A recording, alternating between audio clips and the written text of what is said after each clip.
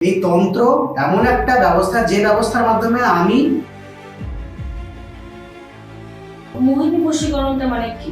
মোহিনী বশীকরণ হচ্ছে বশীকরণ, প্রচুর রকমের বশীকরণ হয়। 30 রকমের ওপর 30-এর ওপর বশীকরণ হয়। তার মধ্যে মোহিনী বশীকরণকে মনে করা হয় সব থেকে ভালো বশীকরণ। ঠিক আছে, মানে এটাতে কাজ হয় খুব তাড়াতাড়ি। এবং এই বশীকরণ হচ্ছে গিয়ে সব থেকে বেশি ভালো কাজ হয় যদি কোনো স্ত্রী তার পুরুষকে করতে যাচ্ছে। হাজব্যান্ডের ক্ষেত্রে প্রবলেম চলছে, ইলিগাল রিলেশন আছে বাইরে, এক্সট্রা ম্যারিটাল অ্যাফেয়ার্স, তো সেক্ষেত্রে মহিলারা যদি করে থাকেন তার স্বামীর ওপরে, তাহলে সব থেকে বেশি কাজ হয়। তন্ত্র কি মানে শুধু কি খারাপই করে নাকি? বশীকরণ কি আদৌ সম্ভব? বশীকরণ অনেকে বলে না এই 5 মিনিটে 2 মিনিটে বশীকরণ করা সম্ভব। আদৌ কি বশীকরণ কি এভাবে কি করা পসিবল? মানে বশীকরণ করা যায়, কিন্তু যখন ডেড বডি আসে মরা পোড়ানোর জন্য, তো তার যে মালাটা থাকে সেই মালা নিয়ে বশীকরণ করা যায়।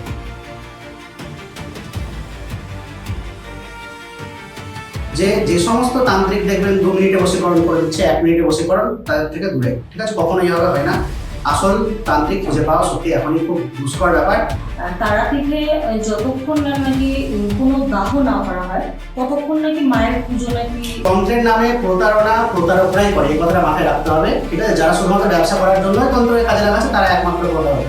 ওই 41 দিন পর্যন্ত শুধুমাত্র নিজের ফিসাস যাকে বলে মল এবং মূত্র, সেইটা সেবন করে হচ্ছে থাকতে হবে। যে কোনো পিশাচ সাধনা বা অপদেবীর সাধনা হোক, অপদেবী তো অন্য সাধনা করা যায়, কিন্তু কর্ণ পিশাচের ক্ষেত্রে বা এই সমস্ত অপ্সরা হোক বা পিশাচের ক্ষেত্রে, অপ্সরা তাও একটু পজিটিভ দিক, তো এই ক্ষেত্রে সাধক বেশি দিন বাঁচে না।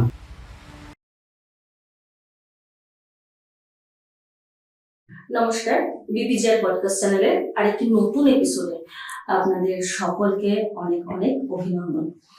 আজকে আমরা যে দাদার সাথে পরিচয় হতে চলেছি, তো সেই দাদা যেখান থেকে এসছে, তো আমরা ওখানে সকলেই মানে কম বেশি বা বেশিরভাগই মানুষ সেই জায়গায় গিয়ে মায়ের কাছে আমরা পুজো করি, আমাদের নিজেদের মনস্কামনা মায়ের কাছে কিছু জানাই। তো দাদা এসছে কোথা থেকে? রামপুরহাট তারাপীঠের থেকে দাদা এসছে। তো দাদার সাথে পরিচয় করাচ্ছি। দাদার নাম শ্রী অঞ্জন আচার্য। নমস্কার দাদা। হ্যাঁ, কেমন আছেন?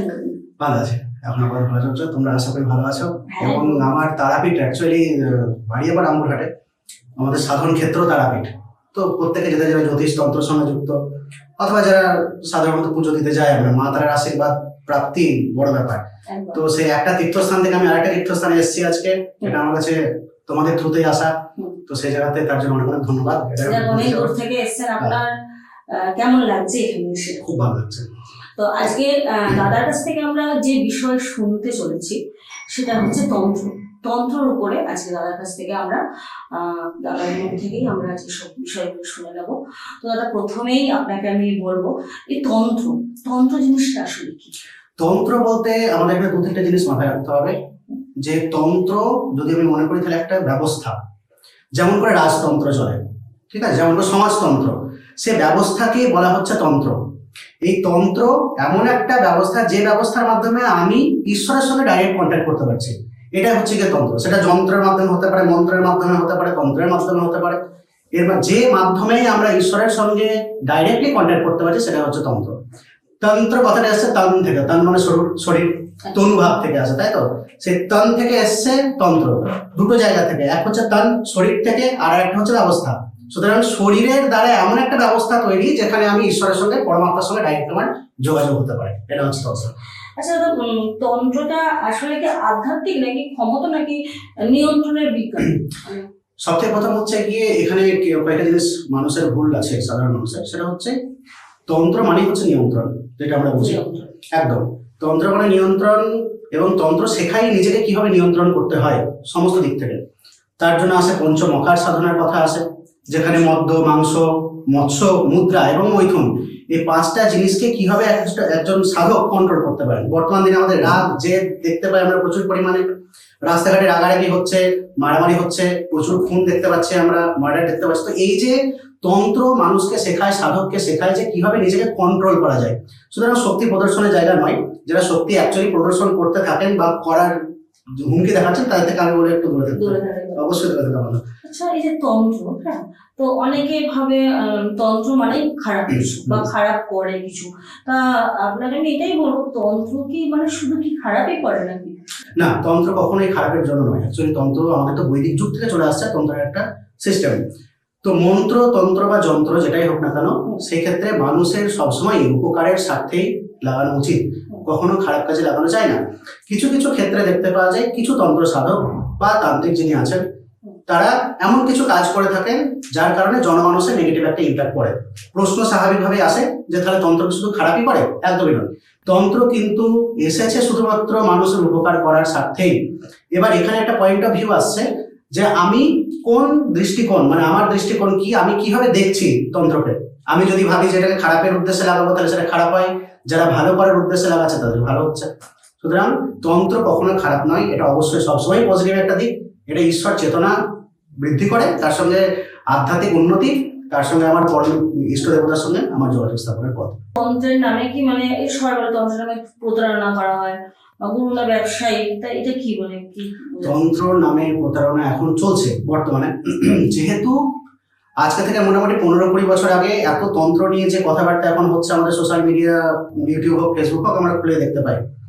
তার সঙ্গে মানুষের এখন বর্তমানে যে কোনো সমস্যার সমাধানের জন্য মানুষ তন্ত্রেরই নাকি জায়গা নিচ্ছে, বা তন্ত্র দ্বারা কোনো কিছু করার চিন্তা ভাবনা।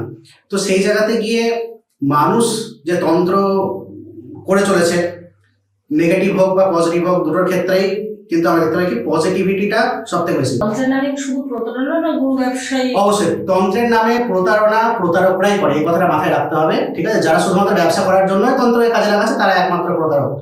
যারা বলে এই সমস্ত, আমি কয়েকটা কথা বলতে চাই আমার চ্যানেলের মাধ্যমে আপনাদের দর্শকদেরকে, যে সমস্ত তান্ত্রিক দেখবেন 2 মিনিটে বশীকরণ করে দিচ্ছে, 1 মিনিটে বশীকরণ, তাদের থেকে দূরে, ঠিক আছে? কখনোই এইভাবে হয় না। আসল তান্ত্রিক খুঁজে পাওয়া সত্যি এখনই খুব দুষ্কর ব্যাপার। কিন্তু কপালে যদি ভাগ্যে থাকে, আমি বলি যে গুরু আর পাওয়া সেটা ভাগ্যের ব্যাপার। সুতরাং যদি ভাগ্যে থাকে তাহলে অবশ্যই ভালো তান্ত্রিকের সন্ধান পেতে পারেন, তাদেরকে দিয়ে কাজ করেন। এই 2 মিনিট 3 মিনিটের একদম ইয়েতে পড়বে না, ট্র্যাপে পড়বে না। এগুলো পুরোটাই ট্র্যাপ। টাকা আপনাদের কাছ থেকে নিয়ে নেবে, কিন্তু কাজের কাজ কিচ্ছু হবে না। আমি প্রচুর দেখতে পাই, আমার যেখান থেকে এসছি আমি, এখানে প্রচুর এমন এমন তান্ত্রিক আছেন যারা এই সমস্ত নেগেটিভ জিনিসপত্রের টাকা পয়সা নিয়ে আমি করে দেবো হ্যান্ড করে দেবো, 30,000-40,000 টাকা নিয়ে নিল পুরো, তারপর কাজ তো হয় না। পরের দিন যদি পৌঁছে আসতে দেখতে পাচ্ছেন ওদেরকে।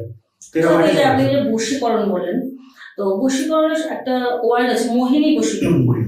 মোহিনী বশীকরণটা মানে কি? মোহিনী বশীকরণ হচ্ছে, বশীকরণ প্রচুর রকমের বশীকরণ হয়, 30 রকমের ওপর, 30-এর ওপর বশীকরণ হয়। তার মধ্যে মোহিনী বশীকরণকে মনে করা হয় সব থেকে ভালো বশীকরণ, ঠিক আছে? মানে এটাতে কাজ হয় খুব তাড়াতাড়ি, এবং এই বশীকরণ হচ্ছে গিয়ে লাইফ টাইম, একদম সারা জীবন থাকে। কিছু কিছু বশীকরণ যেগুলো আছে নর্মালি বশীকরণ হয়, কামেশ্বরী বশীকরণ হয়, জালামাই বশীকরণ হয়, এরকম প্রচুর বশীকরণ হয়, কামাখ্যা বশীকরণ করা হয়। তো মোহিনী বশীকরণের ক্ষেত্রে সব থেকে বড় জিনিস যেটা, যে এর ভ্যালিডিটি আনলিমিটেড, যতদিন থাকবে। আমি যে কবচ বানিয়ে দেওয়া হয় বা তাবিজটা বানানো হয়, সেটা যতদিন সে পড়ে থাকছেন ততদিন পর্যন্ত তার কিন্তু কাজ হবে। এবং মোহিনী বশীকরণও কিন্তু ছোটখাটো জিনিস নয়, ওটা প্রচুর সাধনার বিষয়। এবং মোহিনী মন্ত্রে সিদ্ধ হতে হয় আগে তান্ত্রিককে, যে তন্ত্র সাধনা করছেন যিনি সাধক, তাকে সিদ্ধ হয়ে তারপরে সেই জিনিস করতে হয়।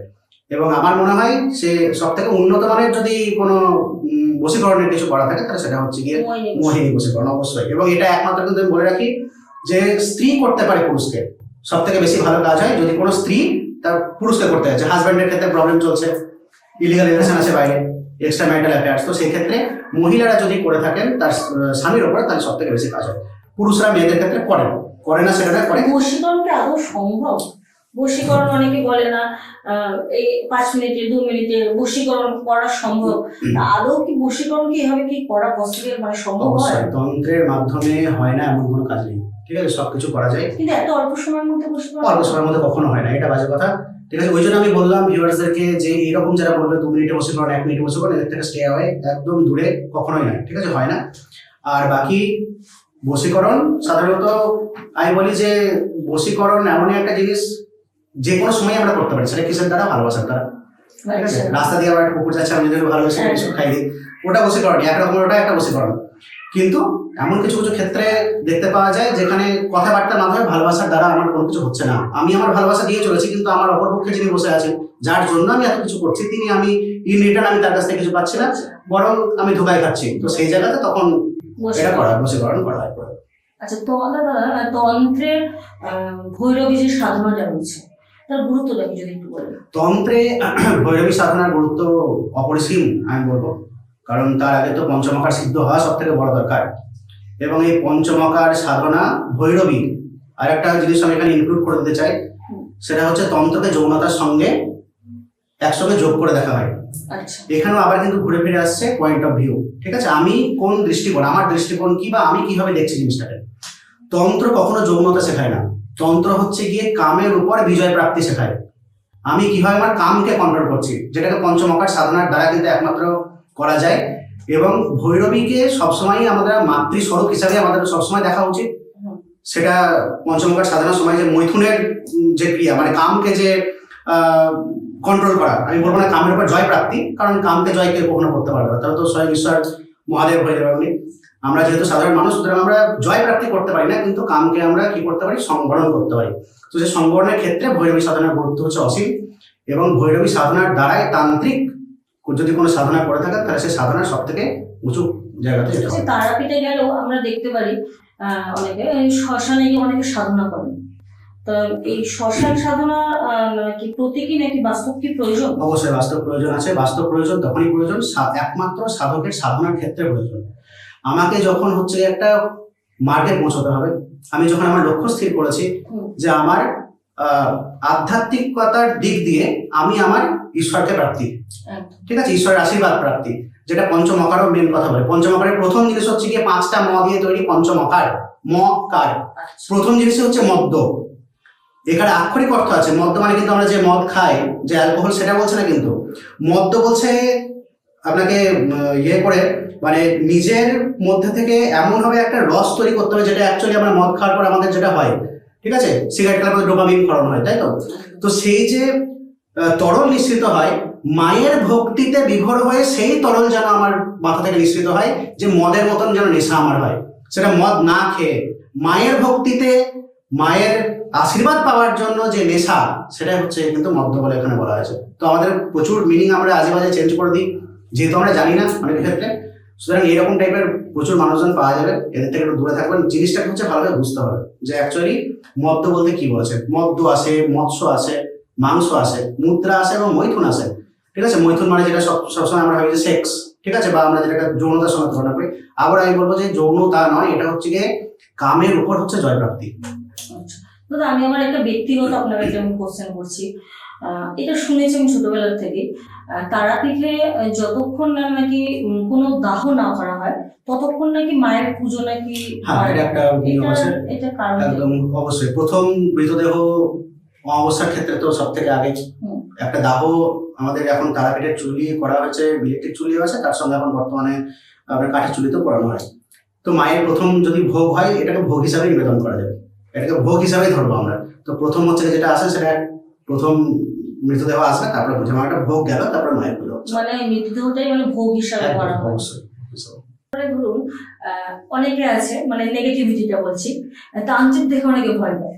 তো মানে তান্ত্রিক দেখে ভয়টা কেন লাগে, এটা একটা মানে আমার জানার একটু ইচ্ছা আছে। তান্ত্রিক অ্যাকচুয়ালি আমরা একটা পরম্পরাতে দেখে এসেছি ড্রেস আপ, এই যে আমাকে দেখে অনেকে এখন ভয় পেতে পারে, ঠিক আছে।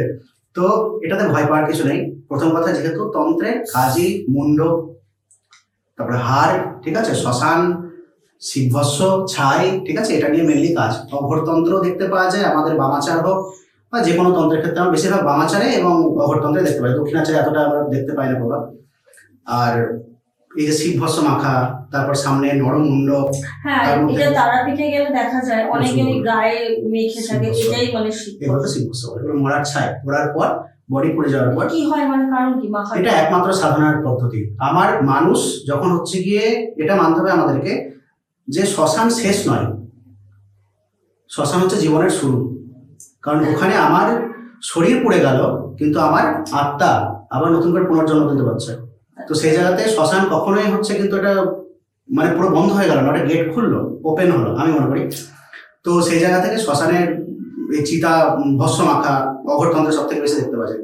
এগুলোর মানে একটাই, যে মনুষ্য জন্ম আমরা আছি, আমাদের যতটা পরিমাণে করা দরকার ততটা পর্যন্ত করবো না। আশা না মোহ কিচ্ছু আমরা রাখবো না, আমাদেরকে যেতে হবে সে ওই জায়গাটাতেই। তো ওটাকেই রেখে নিয়ে আমার শরীরের সমস্ত কিছু ওর দ্বারাই ঈশ্বর প্রাপ্তি। কারণ শেষ জায়গা তো আমার ওটাই, ছাইটাই হচ্ছে শেষ আমার জায়গা, আত্মা তো চলে গেল। শরীর যেটা নিয়ে আজকে আমরা এত শরীর নিয়ে এত রূপ চর্চা করছি, যত্ন করছি, এই যে এত বড় বড় চুল আমি রেখেছি, তো সেই জায়গা থেকে এটা পুরোটাই হচ্ছে গিয়ে কি ultimately at the end of the day কিচ্ছু থাকবে না, শুধুমাত্র আমাদের আত্মা মুক্তি পাবে, দেহ যেরকম আছে সে তো পুড়ে ছাই। তো ওই যে পুড়ে ছাই হওয়া জিনিসটাকেই নিয়ে পুরো কাজ চালানো। তাহলে মারণ জিনিসটা কি? মারণ কি? মারণ অ্যাকচুয়ালি এখন বর্তমানে সরকার কর্তৃক কথাটা মানে একটু বন্ধ করা আছে, মানে এগুলো অ্যাকচুয়ালি ইলিগাল। মারণ বলতে এখন বর্তমানে যেটা বোঝায় মানুষকে মেরে দেওয়া নয়, ওটাও হয়, ঠিক আছে, ওটা হয় না সেটা না, ওটাও হয়। কিন্তু এখন শত্রু দমনের সব থেকে বড় ব্যাপার হচ্ছে গিয়ে কথাতে উঠে আসে যে কোনো কিছুতে মারণ এবং স্তম্ভন, শত্রু দমন বিভিন্ন রকম করে হয়। মারণেও আসছি আমি, সেটা হচ্ছে বগলামুখী, তারপর চামুন্ডা, ঠিক আছে, মেনলি শত্রু দমনের জন্য সব থেকে বেশি কাজে লাগে। আর যেটা মারণের কথা বলা হচ্ছে সেটাও বলা হয় না, বান মেরেছে কথায় বলে, অবশ্যই হয়, সবকিছুই হয় একদম, ঠিক আছে। তো এই যে মারণ ক্রিয়া করা মানে আমি কোনো কিছু মন্ত্রের দ্বারা সেই জিনিসটাকে, সেই মন্ত্রটাকে আমি তার কাছে পাঠাচ্ছি তার ক্ষতি করার জন্য। আমি পুরোপুরি মারলাম না, ঠিক আছে, বা সে মারা গেল না, কিন্তু বিছানাতে তাকে এমন ভাবে ফেলে রাখলাম যে কোনো কাজই করতে পারছে না সে আর, মানে এক কথায় তাকেও আমার মেরে দেওয়ার মতনই, কোনো রকমে বাঁচিয়ে রাখা। এবার কথা হচ্ছে যে কি মন্ত্রের দ্বারা সম্ভব? অবশ্যই সম্ভব। কিভাবে সম্ভব সেটা আমি একটু বিস্তারিত বলছি। না তো কথা হচ্ছে একটা এনার্জি, আমরা যে কথাগুলো বলছি, এখন আমরা পডকাস্টে বসেছি তোমার সঙ্গে, এই যে কথাগুলো বলছি এগুলো প্রত্যেকটা কিন্তু এনার্জি। তো সেই মন্ত্র জিনিসটা হচ্ছে এনার্জির আদান প্রদান। আমি একটা রুমের মধ্যে বসে আছি, খুব সুন্দর সবার মধ্যে কথাবার্তা হচ্ছে, ভালো ভালো কথা হচ্ছে, একটা পজিটিভ এনার্জি দেখতে পাওয়া যাচ্ছে। আমি যদি সেই জায়গাতে গিয়ে বাইরে থেকে ঝগড়া ঝামেলা করে এসে গালাগালি খিস্তি করি, তাহলে সেই পরিবেশটা কি থাকবে? ওটা পুরো নেগেটিভ হয়ে গেল, ডিসব্যালেন্স হয়ে গেল। তাহলে কি না, তো আমার কথার দ্বারা কিন্তু হচ্ছে, তাহলে কথাতেই হচ্ছে কি এনার্জি আছে, সেই এনার্জিটাকে পাঠানো হচ্ছে কি চালান ক্রিয়া, চালানের দ্বারা হচ্ছে কি মারণ ক্রিয়া হোক, বা পুতুল দিয়ে যে সমস্ত পুতুল ক্রিয়া করা হয় সেগুলোর দ্বারা করা হয়। হ্যাঁ, অনেকে দেখি পুতুল বানায়, পুতুল দিয়ে অনেক কিছু করা যায়, বশীকরণ করা যায়, তার সঙ্গে বিদ্বেষণ করা যায়।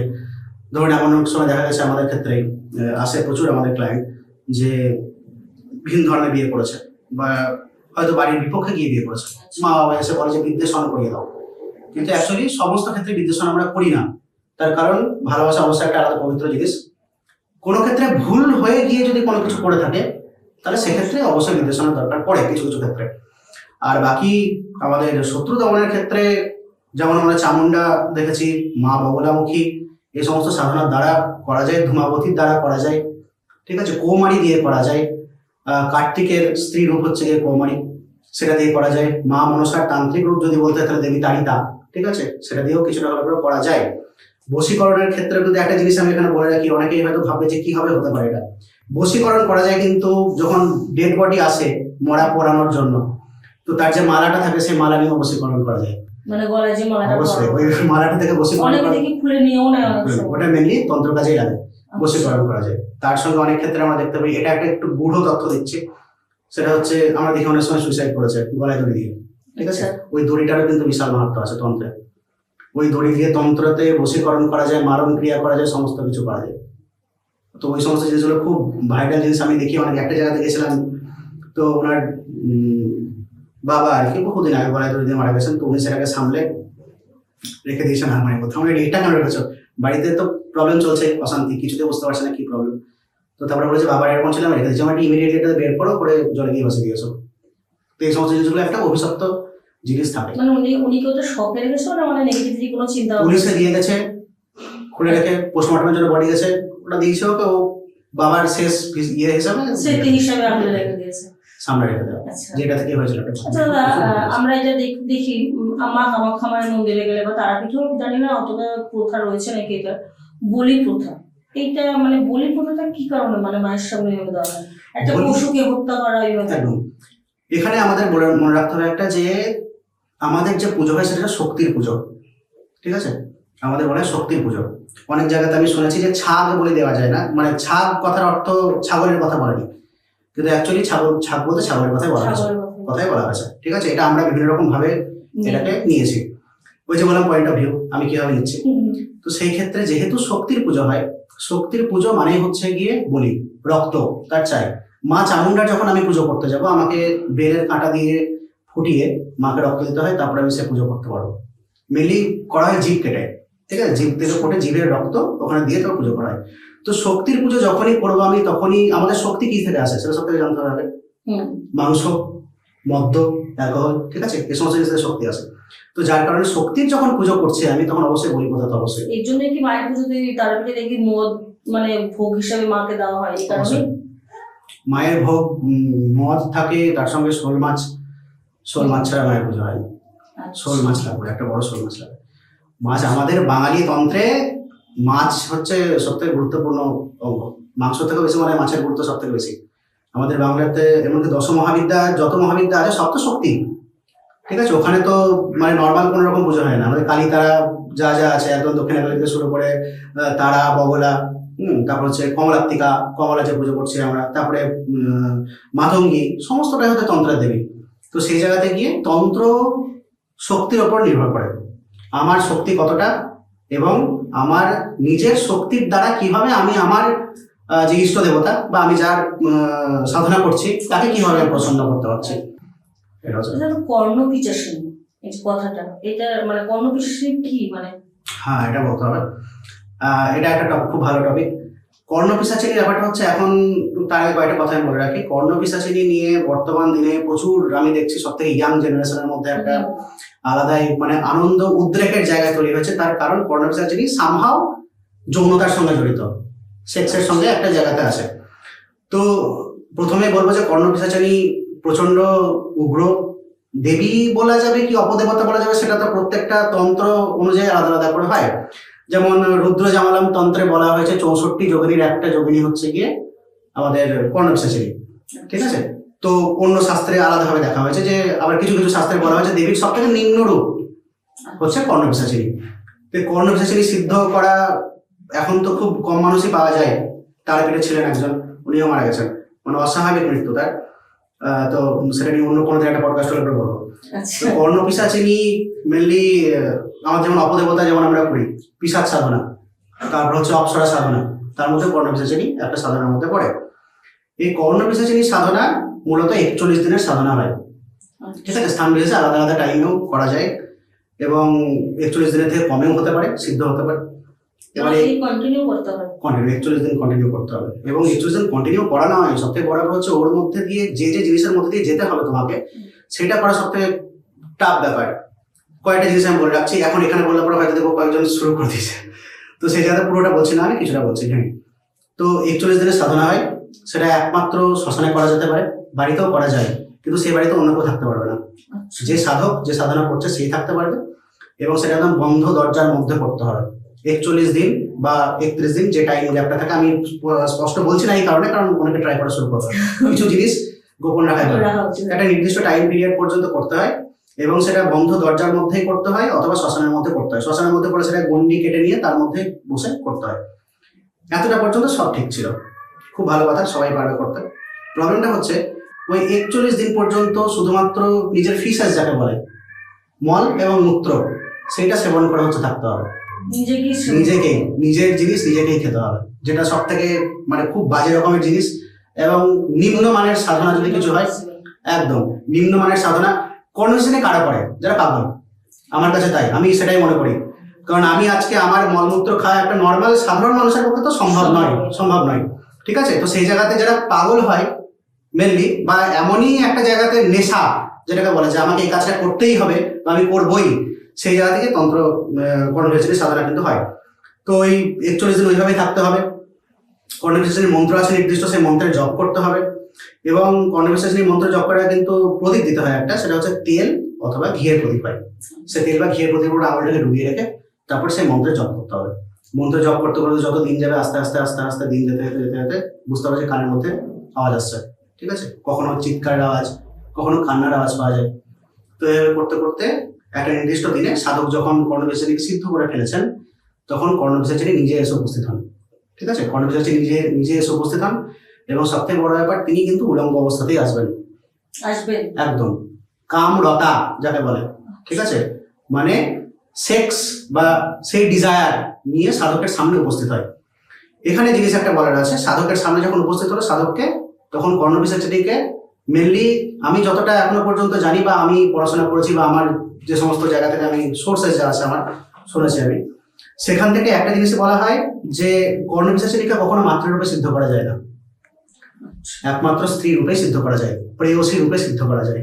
ঠিক আছে, তো মেয়েদের ক্ষেত্রে কিন্তু একটা সুবিধা আছে, ছাড় পাওয়া যায়, ওরা ওকে বোন হিসাবে সিদ্ধ করতে পারে, বন্ধু হিসাবে করতে পারে, যেহেতু ওটা একটা আলাদা সিস্টেম চলে গেল। কিন্তু পুরুষ যখন সাধনা করছে তাকে তার প্রেয়সী হিসাবে সাধনা করতে হবে, না তার স্ত্রী রূপে সাধনা করতে হবে। এবার একজন স্ত্রী রূপে যখন সাধনা করা হয় তখন কর্ণবিশাচিনী এসছে আমার কাছে, আমি সাধনা করছি, আমার কাছে এসছে, প্রথম জিনিস যেটা হচ্ছে কি উনি চাইবেন সেটা হচ্ছে একটা আমাকে ওনার উদ্দেশ্যে কোনো কিছু দিতে হবে, যে কোনো জিনিস হতে পারে। মেনলি বলা হয় যে রক্ত চাই, ঠিক আছে, সাধকের নিজের রক্ত হতে পারে কিন্তু, ঠিক আছে, যদি যেটা চাইবে ওকে সেটা দিতে হবে, দিতে হবে।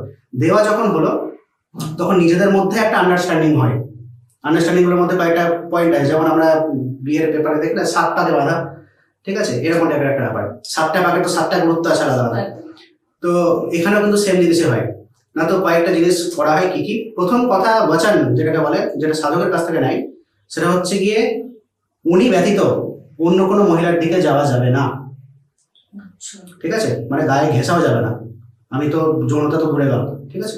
সেকেন্ড জিনিস যেটা, সেটা হচ্ছে গিয়ে কি উনি যেটা বলে যাবেন অবিরত, ওটা আপনাকে শুনতেই হবে আজীবন, আজীবন, যত দিন বাঁচবে, বাঁচাটা বেশি দিন, এটা একটা ফ্যাক্ট, বাঁচাটা বেশি দিন, ওটাতে আসছে আমি, ঠিক আছে। কানে অবিরত বলেই যাবে, কখনোই ইগনোর করা যাবে না, এই চুপ করো আমি এখন শুনবো না, বলবে ঘাড় মোটকা দেবে, পরিষ্কার কথা।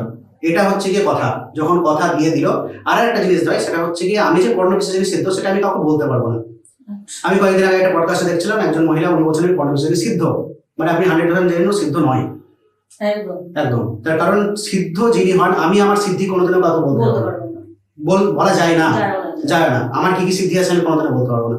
তো সেই জায়গাতে গিয়ে কেউ যদি বলে বেড়ায় ভেসে কর্ণবিশাচিনী, আমি তারা সিদ্ধ বলতে পারি, আমি কালী সিদ্ধ করেছি, আমি চামুন্ডা সিদ্ধ এখন বলতে করতে পারি, খুব কম রেয়ার, পাওয়া যায় না, বলতে পারা যায়, বগলা সিদ্ধ করেছি বলতে পারা যায়, কিন্তু কর্ণবিশাচিনী সিদ্ধ কোনোদিনও বলা যাবে না। 3টে জিনিস ওর কাছ থেকে নেবে কথা, যখন সাধক তো অটোমেটিক্যালি এতদিন 41 দিন ধরে করে এসছে, ও কি আর বলবে কোনো একটা শর্তের জন্য সরে যাবে, কোনোদিন কিছু ঘটবে না।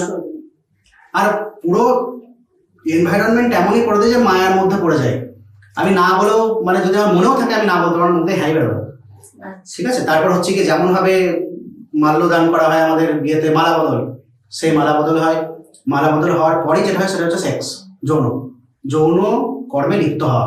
সাধকের সঙ্গে হচ্ছে কর্ণবিশাচিনী সেই যৌন সঙ্গম করবে, কিন্তু এখানে সব থেকে মজার কথা হচ্ছে গিয়ে সাধকের বীর্যপাত হওয়া যাবে না।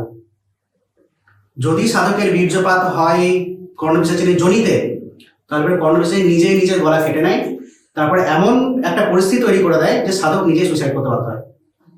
এবার কিছু কিছু ক্ষেত্রে দেখা যায়, যখন দেখা গেল কর্ণবিশাচিনী সিদ্ধ হয়ে গেছে, অনেক সময় কানের মধ্যে যদি বারবার বলতে থাকে একটা জিনিস, সাধারণ মানুষ নর্মালি পাগল হয়ে যাবে।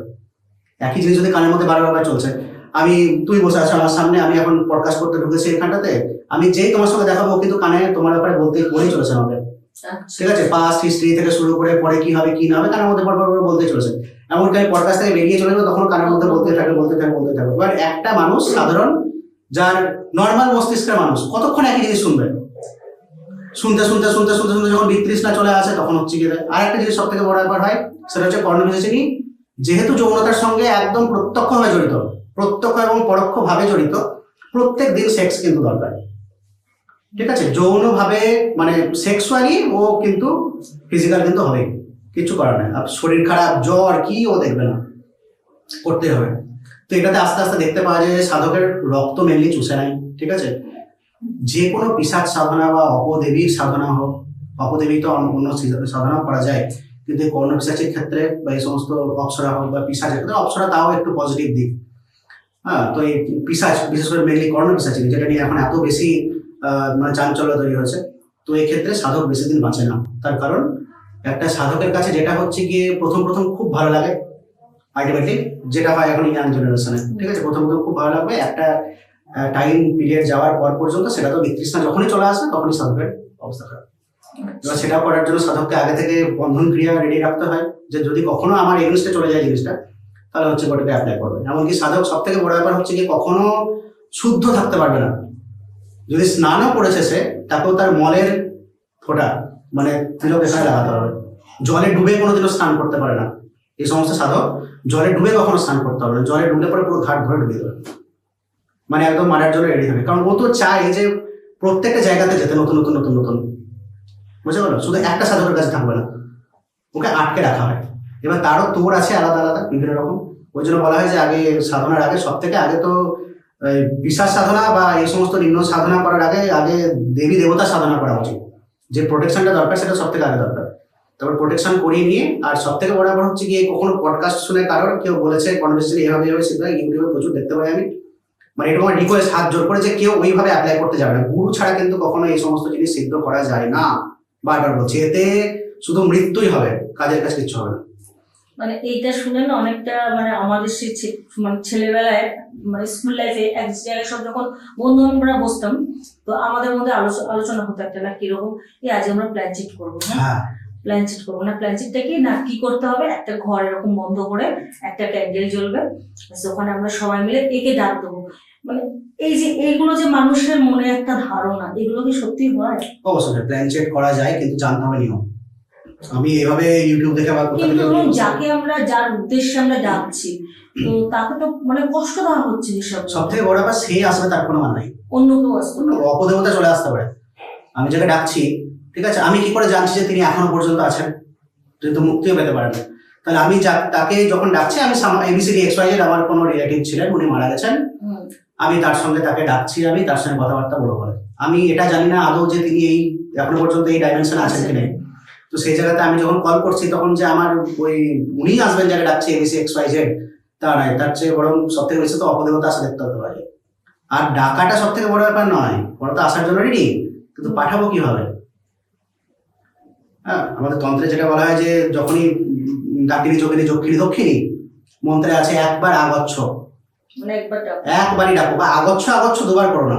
যদি একবার দুবার আগচ্ছ আগচ্ছ হয়ে গেল, তার পিছনে পড়ে গেলে বাড়ি পর্যন্ত নিয়ে যাবে তোমার। আচ্ছা, ঠিক আছে, তো সেই জায়গাতে গিয়ে আমি ডেকে নিয়ে আসতে পারি, কিন্তু পাঠাতে আমি পারি না। সুতরাং প্ল্যান চেট যারা করার চিন্তা ভাবনা করে, সব থেকে আগে এটুকু তাদের জানা উচিত যে আমি কিভাবে তাকে পাঠাবো আসার পর। আর এটাই মেনে চলতে হবে যে পজিটিভ নয়, নেগেটিভ শক্তি আসবে যারা মেনলি এই ডাইমেনশনের মধ্যে ঘুরে বেড়াচ্ছেন। এরকম নিয়ে প্রচুর কাহিনী আছে, আমাদের ওখানেও হয়েছিল প্ল্যান চেট করতে গিয়ে 3 জন মানে মোটামুটি একদম প্রায় স্পট ডেথই বলতে হবে হয়েছিল।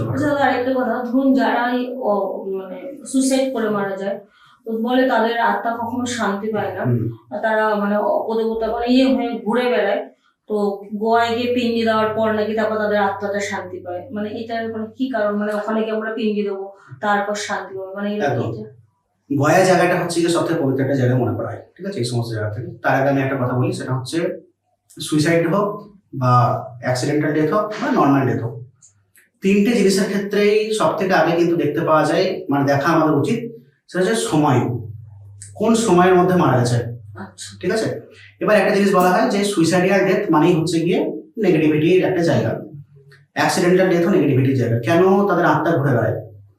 আত্মা হচ্ছে গিয়ে ফ্রি স্পিরিট, ঠিক আছে। আচ্ছা, এর মধ্যে একটা প্রশ্ন করছে, সেটা হচ্ছে যে অনেকে বলে আমরা ভূত দেখেছি, মানে মানে ধরুন এই পাড়াতেই কেউ কোনো একটা সুইসাইড করে মারা গেছে, তো অনেকের মুখে শোনা যায় না তোর রাশি খুব হালকা, যার জন্য তুই হয়তো দেখতে পেয়েছিস, এগুলো কি সত্যি? হ্যাঁ, রাশি হালকা বলে না, বাকি রকমরা যারা দেখার করে, হ্যাঁ অবশ্যই ওইটাই বলছি আমি, যে যখন অ্যাক্সিডেন্ট হলো, দুর্ঘটনা, তো দুর্ঘটনা ঘটার সময় কেউ ধরো তোমার বাইক নিয়ে যাচ্ছে ফুল স্পিডে, ও কি জানছে আমি মারা যাবো? ও জানে না। সামনে থেকে একটা অটো ট্রাক এলো বা কিছু এলো, সঙ্গে সঙ্গে মেরে দিল, যে মারা গেল আত্মা দেহ থেকে বেরিয়ে গেল। আত্মা এটাই মানতে চায় না যে আমি অ্যাকচুয়ালি বেরিয়ে গেছি বডি থেকে, যেহেতু স্পিরিট, ঠিক আছে, ও তো ফ্রি স্পিরিট, ও তো ঘুরছে সবসময়, আমাদের এনার্জি চলছে, মানে হচ্ছে এই যে কথা বলছে আমার সঙ্গে, সেটা পুরো এনার্জি। তো যখন এনার্জি বেরিয়ে যায়, হঠাৎ করে বেরোনো আর তিলে তিলে তিলে তিলে বেরোনো, এ দুটোর মধ্যে পার্থক্য আছে। যার কারণে বলা হয় যে এই সমস্ত আনন্যাচারাল ডেথ যেগুলো হয়, সেগুলোতে কেন ভূত বা বিশাল মানে এরকম আত্মা দেখতে পাওয়া যায় আমার, তার কারণ ওদের আত্মাটা হচ্ছে কি সেভাবে যাচ্ছেই না, ওটা তো ট্র্যাপ না ওই জায়গাটার মধ্যেই। ও আত্মা মানতেই পারে না যে আমি বডি অলরেডি ছেড়ে দিয়েছি, ঠিক আছে, ও এটাই ভাবে যে আমি এখন পর্যন্ত বেঁচে আছি। তারপর একটা হঠাৎ সাডেন কেউ মারা গেল, নর্মালি জেনারেলি মারা যাচ্ছে, আস্তে আস্তে আস্তে বহুদিন থেকে ভুগছে, তার আত্মাও দুর্বল হতে থাকছে, দুর্বল হতে হতে হতে হতে হতে শরীর দুর্বলের সঙ্গে সঙ্গে চলে গেল। কিন্তু ও একটা নতুন উদ্যম নিয়ে চললো যে আমি বন্ধুর বাড়ি যাবো, পার্টি করবো, আজকে ফুল স্পিডে 80-90-তে বাইক চলছে, মাঝখানে সামনে থেকে কিনে মেরে দেবো, ও তো নিজেই বিশ্বাস করতে পারে না যাবে, আত্মাটা ওখানটাতে ট্র্যাপ হয়ে যাবে। হ্যাঁ, পিণ্ডদানের ব্যাপার যেটা বলা হয় সেটা হচ্ছে গয়া আমার একটা পবিত্র স্থান মনে করা হয়, যে ওর মধ্যে দিয়ে আমাদের যে পুরুষ, আমাদের এতগুলো যে সমস্ত পুরুষ আছে, সেই পুরুষকে হচ্ছে শেষ খাবার অন্ন, আচ্ছা ঠিক আছে, সেটা দেওয়া হয়। দেখবে তোমরা যে গয়াতে পিণ্ড দেওয়ার পর কাকে এসে খেয়ে যায়, হ্যাঁ। ঠিক আছে। কাকটা মেনলি হচ্ছে কিন্তু তন্ত্রের ক্ষেত্রে খুব উল্লেখযোগ্য একটা জায়গা। কাক, তারপরে বিড়াল, ঠিক আছে, কালো বিড়ালের দিয়ে প্রচুর কাজ হয়। তো ওই কাক যেটা আছে খেয়ে আসে, আমরা মনে করি যে ওনার আত্মা এসে সেটাকে খেয়ে গেছে, ঠিক আছে। তো শেষ ভোগ যেটা, মানে তোমার সংসারে যত মায়া আছে, মোহ আছে, নিয়ে তুমি যাও।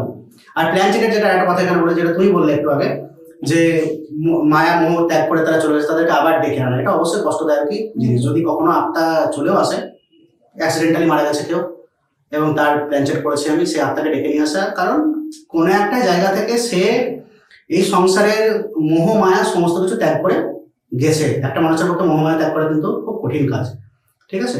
তো সে সেই জায়গাটা ছেড়ে গেছে, তাকে আবার ডেকে নিয়ে এসে এই সংসারে, ঠিক আছে, সংসারের মধ্যে থেকে হচ্ছে গিয়ে মানুষের তার ভালো আছে, আমি সুন্দর জামা পরে আছি, আমি খাবার খাচ্ছি, ওরা তো কিছু খেতে পারে না, কিছু পারে না। যার কারণে বলা হয় যে জল পর্যন্ত ওরা পান করতে পারে না। আত্মা মনে করা হয় যে অগ্নি, আগুনের পিণ্ড, ঠিক আছে।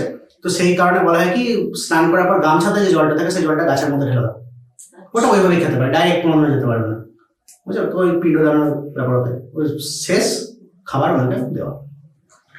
আজকে আমরা দাদার কাছ থেকে অনেক কিছু জানতে পারলাম, এবং আমার এটা মনে হবে ইয়ং জেনারেশন যারা রয়েছে তাদের এই ভিডিওটা খুব ভালো লাগবে। আর তোমরা কেউ এই ভিডিওটা দেখতে একদম মিস করো না। অবশ্যই ভিডিওটা যখন আমাদের চ্যানেলে পুরোপুরি ছাড়া হবে, তোমরা প্রত্যেকে ভিডিওটা দেখো। আর যাদের যাদের ভালো লাগবে, যারা ইউটিউব চ্যানেল থেকে দেখবে, প্রত্যেকে একটা করে লাইক করো, চ্যানেলটা সাবস্ক্রাইব করো না থাকলে সাবস্ক্রাইব করে দিও। আর ফেসবুক থেকে যারা দেখছো, অবশ্যই বলবো একটা করে ফলো আর লাইক করতে কিন্তু একদম ভুলো না। দেখা হবে আবার আগামী পর্বে। অনেক অনেক ধন্যবাদ দাদা, খুব ভালো লাগলো, আজকে অনেক কিছু জানতে পারলাম।